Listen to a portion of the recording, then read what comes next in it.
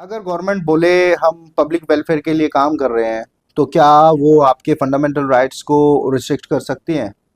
आज इसका exact constitutional answer समझते हैं सिंपल लैंग्वेज के अंदर।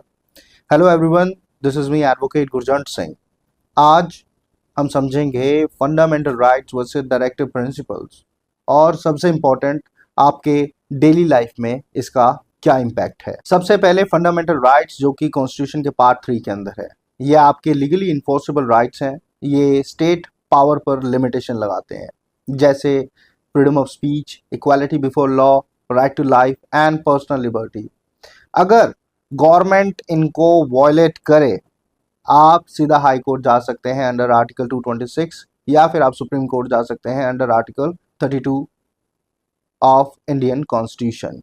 अब बात करते हैं directive principle of state policy जो कि कॉन्स्टिट्यूशन के पार्ट 4 के अंदर है। ये आपके डायरेक्ट राइट्स नहीं है, ये गवर्नमेंट के लिए constitutional duties plus policy guidelines हैं, जैसे free education, equal pay, public health, welfare of state. Important बात यह है कि आप डायरेक्टली कोर्ट में directive principle of state policies को इन्फोर्स नहीं करवा सकते, लेकिन इसका मतलब ये नहीं है कि भी ये वीक है, ये काम नहीं करता है। देखिए, गवर्नमेंट जब भी लॉ बनाती है तो वो directive principle of state policies को फॉलो करती है। इवन कोर्ट्स भी directive principle of state policies को इंटरप्रिटेशन टूल की तरह यूज करते हैं। एग्जाम्पल के तौर पे पहले एजुकेशन जो थी वो directive principle of state policies का पार्ट थी, बाद में इसे फंडामेंटल राइट बना दिया गया under article 21A of Indian constitution.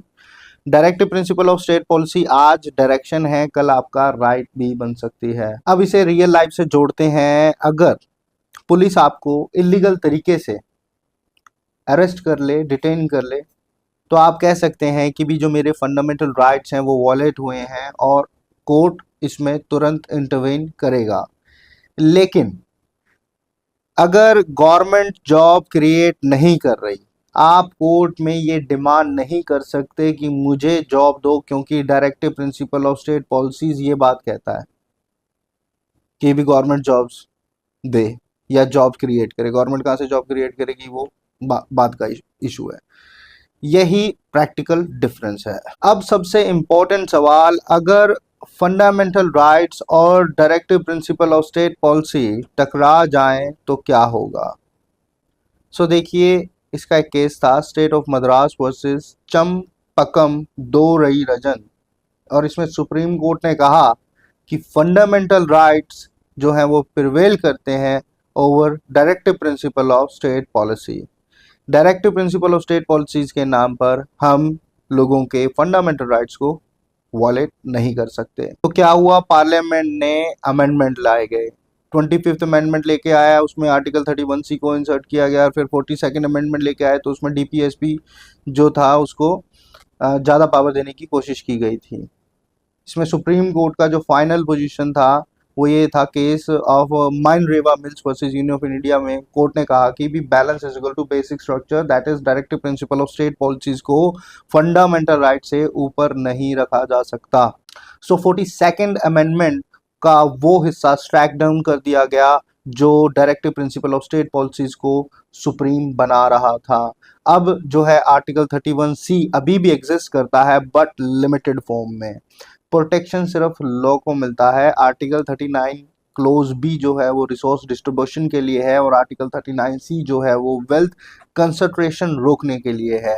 बाकी directive principle of state policies law automatically protected नहीं है। मान लो गवर्नमेंट लैंड रिफॉर्म लॉ बनाती है गरीबों को जमीन देने के लिए, अगर वो आर्टिकल 39 क्लोज बी और क्लोज सी के अंदर आता है, कोर्ट उसे प्रोटेक्ट कर सकता है। लेकिन अगर कोई लॉ आपकी फ्रीडम वॉयलेट करता है, कोर्ट उसे स्ट्राइक डाउन भी कर सकता है। अब सबसे इंपॉर्टेंट बात जो ये है कि भी जो फंडामेंटल राइट्स हैं वो इंडिविजुअल प्रोटेक्शन के लिए है, और जो directive principle of state policies है वो सोसाइटी के वेलफेयर के लिए है।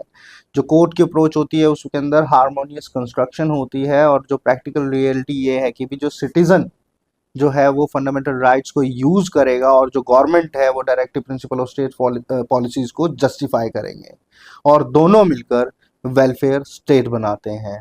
सो बस इतना ही ध्यान रखें कि फंडामेंटल राइट्स जो हैं इन्फोर्सेबल शील्ड है, और जो directive principle of state policies है वो पॉलिसी रोड मैप है।